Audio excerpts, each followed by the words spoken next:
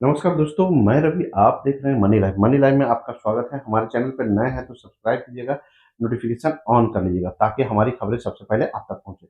उपराष्ट्रपति पद के लिए सीपी राधाकृष्णन का नाम राष्ट्रीय जनतांत्रिक गठबंधन यानी एनडीए की ओर से दिया गया था, लेकिन विपक्ष ने भी चुनाव की नौबत ला दी है और विपक्ष ने भी अपना उम्मीदवार दे दिया है।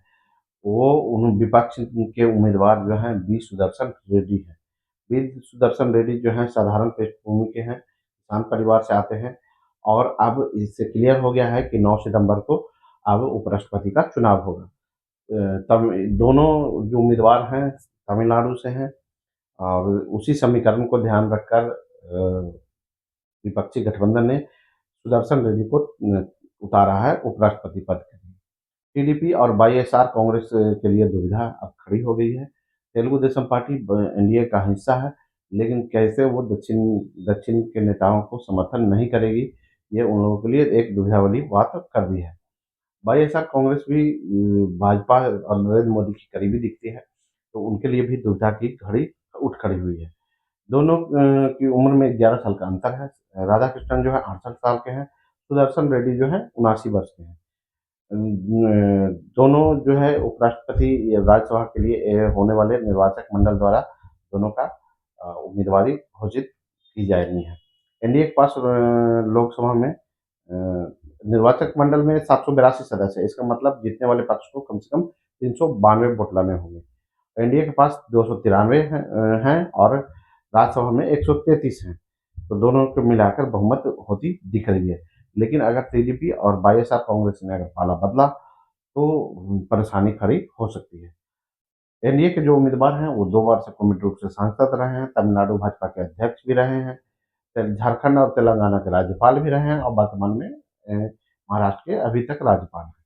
एनडीए ने उपराष्ट्रपति पद के लिए तमिलनाडु से आने वाले वरिष्ठ भाजपा नेता और महाराष्ट्र के राज्यपाल सीपी राधाकृष्णन को चुना था और उसी का के काट के लिए विपक्ष ने बी सुदर्शन रेड्डी को उनके विरोध में खड़ा कर दिया है।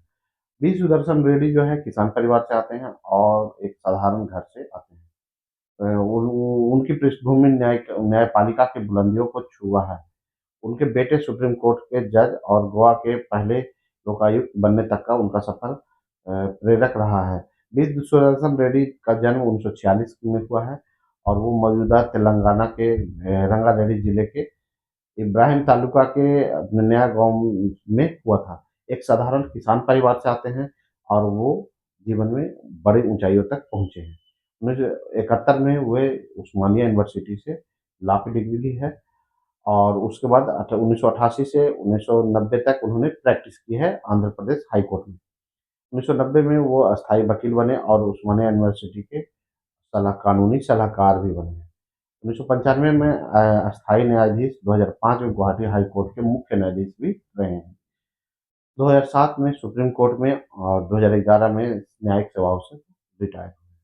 2013 में वो गोवा के लोकायुक्त बने हैं और कुछ कारणों के बाद सितंबर में उन्होंने इस्तीफा दे दिया था।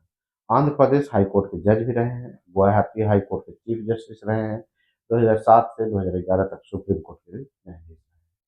तो एक अच्छे पृष्ठभूमि के व्यक्ति को लाकर खड़ा कर दिया है और दक्षिण के नेताओं और पार्टियों के लिए दुविधा की स्थिति ला दी है विपक्ष ने। अब देखते हैं 9 सितंबर को अब मतदान में कौन जीतता है। वैसे एनडीए के पास बहुमत है। अगर एनडीए का कोई तोड़ नहीं हुआ, अगर एनडीए का वोट नहीं बिखरा तो सीपी राधाकृष्णन की जीत है। अगर एनडीए में सेंध लगाने में अगर वी सुदर्शन रेड्डी कामयाब रहे तो वी सुदर्शन रेड्डी भी उपराष्ट्रपति के रूप में, विजेता के रूप में हो सकते हैं। दोस्तों, आप देख रहे हैं मनी लाइफ। मैं हूं रवि, मिलते हैं अगले वीडियो में।